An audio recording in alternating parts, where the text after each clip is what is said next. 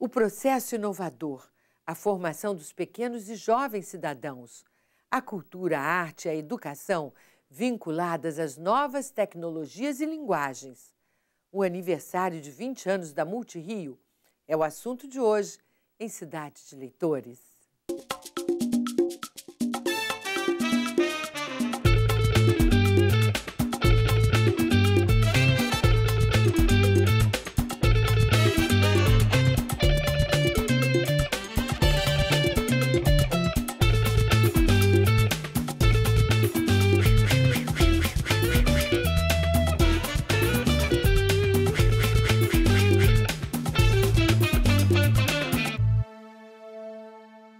O livro Poesia Concreta na Escola reúne 47 poemas criados por alunos do 6º ano do Ensino Fundamental da Rede Pública Municipal de Ensino do Rio de Janeiro.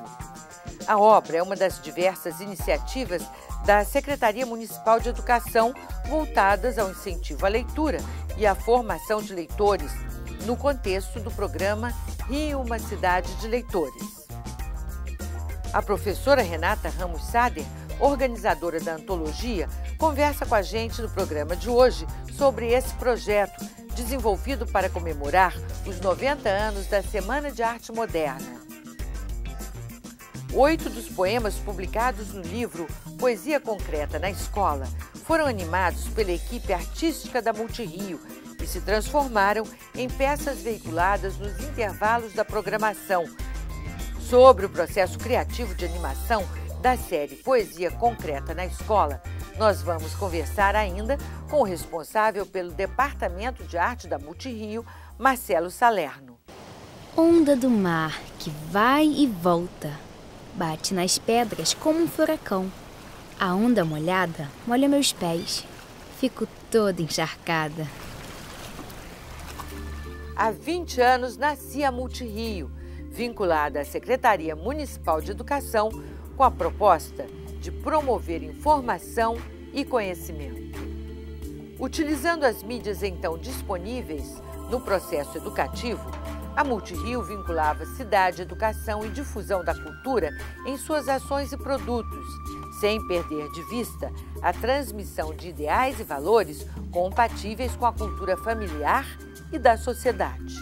Entre as produções que procuravam integrar alunos e professores com o mundo da cultura, foi criado naquele primeiro momento o Café Literário, um programa de televisão apresentado por Beatriz Rezende, que falava de livros e de escritores e levava aos espectadores a literatura brasileira contemporânea. Crítica literária, professora titular de Poética da Faculdade de Letras da Universidade Federal do Rio de Janeiro, pesquisadora do Conselho Nacional de Desenvolvimento Científico e Tecnológico, Beatriz Rezende é a nossa convidada de hoje. Beatriz, o que mais lhe motivou a se juntar à equipe da Multirio há 20 anos? Olha, Leila, foi fundamentalmente a proposta, o desejo de buscar uma interlocução mais forte, mais intensa, com os jovens, com os estudantes, com os professores, e a coisa da novidade, né? Novidade é sempre muito bom, possibilidade de experimentar e me sentir muito bem aceita, convidada e cercada por uma equipe realmente bacana. Bea, a forma do Café Literário se impôs de uma maneira extraordinária, não é? Hoje não há assim, Feira do Livro, Bienal do Livro, nenhum evento desse porte que não tem uma atração como o Café Literário. O que há 20 anos inspirou vocês a criar esse formato e a dar nome ao programa?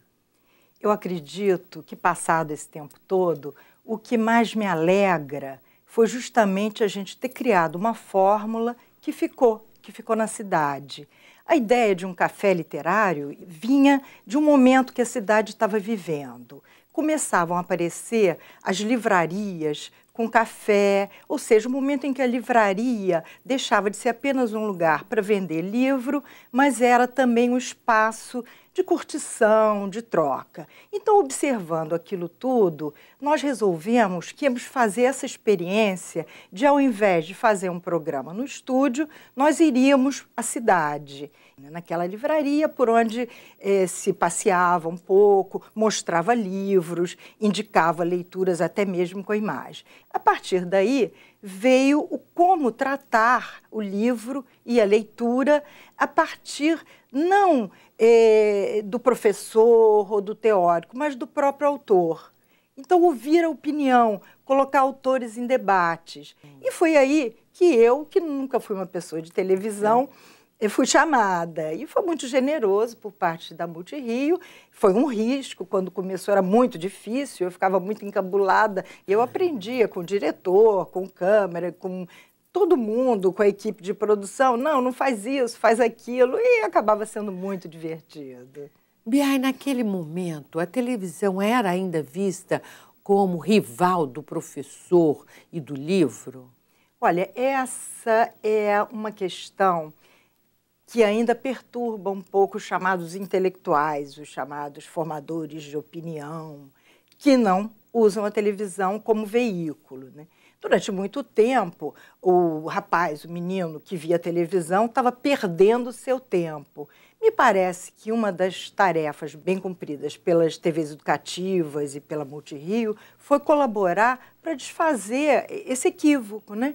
A televisão é fundamental, continua sendo muito importante. Se a gente acha que a televisão tira tempo do livro, em vez de guerrear a televisão, em vez de dizer não veja a televisão, vamos fazer o contrário. Vamos usar a televisão, vamos usar essa emissão para trazer o ouvinte, o espectador, o que for, para ler, para conhecer o livro.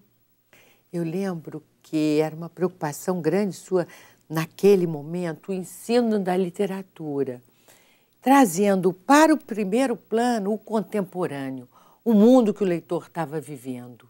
Por que você tinha essa preocupação? Olha, é um ponto de vista meu, né, que eu partilhei aqui com a equipe, de duas coisas muito importantes. Primeiro, que a gente tem no ensino da literatura, a gente tem um certo lapso, que é causado em geral pelo tempo, de tratar o contemporâneo. Então, ainda é dominante uma visão um pouco historicista do ensino da literatura. Então, a gente tem que começar por Machado ou Alencar para chegar ao contemporâneo e, às vezes, nunca chega. Então, a minha proposta era a gente inverter, a partir do autor contemporâneo, olhar todo o resto da literatura.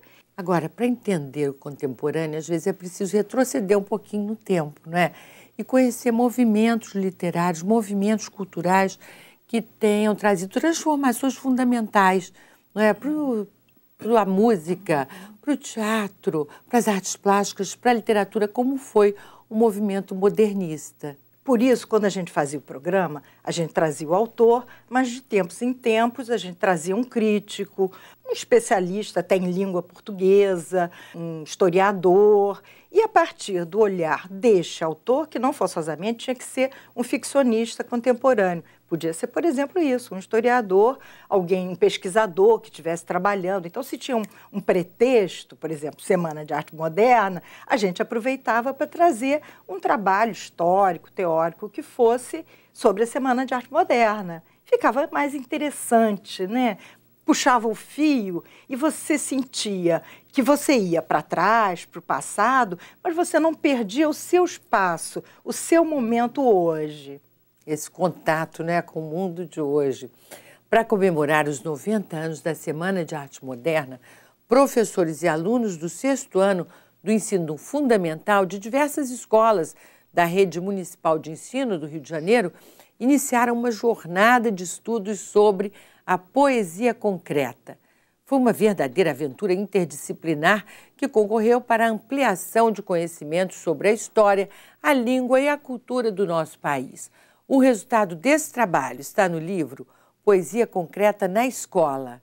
Renata Ramos Sader, organizadora da antologia, é quem nos explica todo o processo agora. Vamos ver. O poeta brasileiro Augusto de Campos foi o primeiro a nomear a poesia que usa recursos visuais como a disposição geométrica das palavras na página de poesia concreta. A professora Renata Ramos Sader desenvolveu um projeto que tinha como objetivo não só ensinar, mas fazer os alunos do 6º ano do ensino fundamental mergulharem e se interessarem pelo tema. Com o apoio da Secretaria Municipal de Educação, a iniciativa obteve frutos. Um deles foi o lançamento do livro de poesias criadas pelos próprios alunos da rede municipal. Após a publicação de poesia concreta na escola, alguns dos poemas se transformaram em animação através das mãos da equipe de arte da Multirio. Eu quero andar o máximo que eu puder, ou até chegar ao meu destino, mas eu nunca vou saber onde eu vou parar. Renata, como surgiu a ideia de trabalhar poesia concreta na escola? O caderno do 6º ano, o caderno de apoio pedagógico, no 4º bimestre, a proposta é trabalhar 2 gêneros discursivos, a poesia e a letra de música. A nossa pretensão foi apresentar para os alunos a poesia de uma forma mais próxima da criança, distante da estrutura métrica regular, a padronização rítmica, rímica, de forma que a criança se entusiasmasse e percebesse que haveria possibilidade de produzir também. Então, com essa proximidade da Semana de Arte Moderna, os 90 anos da Semana de Arte Moderna, que seria a comemoração no ano seguinte, então nós lançamos esse projeto. Que tal pedir que as escolas enviem as produções de seus alunos para que nós possamos montar uma coletânea? E o resultado foi o livro.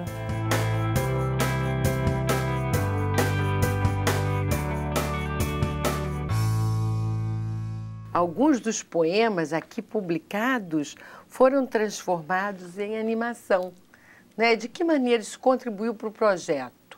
A Multirio participou do lançamento do livro, que contou com a presença dos pais, professores, diretores de escola.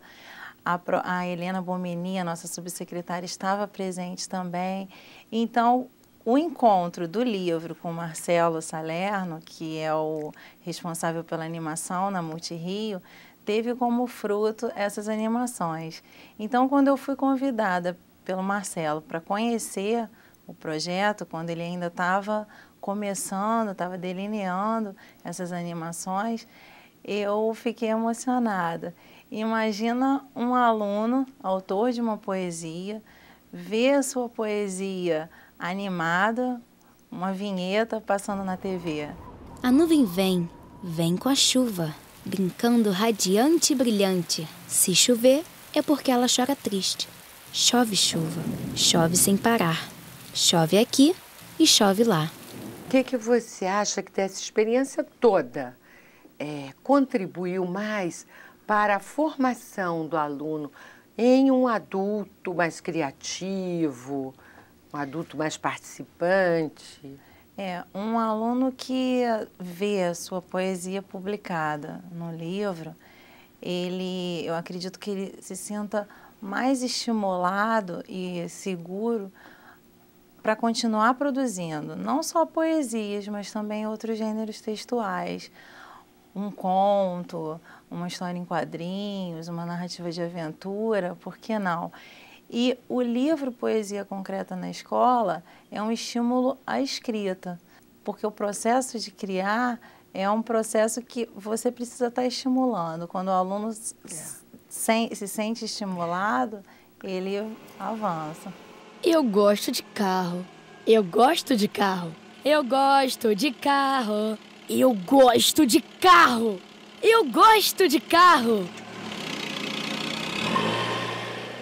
E para você, Renata, como pessoa e como professora, né, qual foi a importância de desenvolver esse projeto e dele ter dado tão certo e frutos tão bacanas?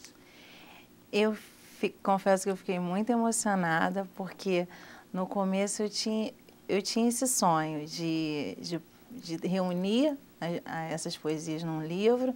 Foi um produto de algo que é um planejamento. Nós planejamos um caderno e você vê o fruto do seu planejamento. É estimulante, te incentiva a continuar, a investir. E a própria participação dos professores, outros professores que viram a publicação das escolas, dos seus alunos, se sentiram incentivados a enviar produções para a equipe. Isso só acrescenta no nosso trabalho.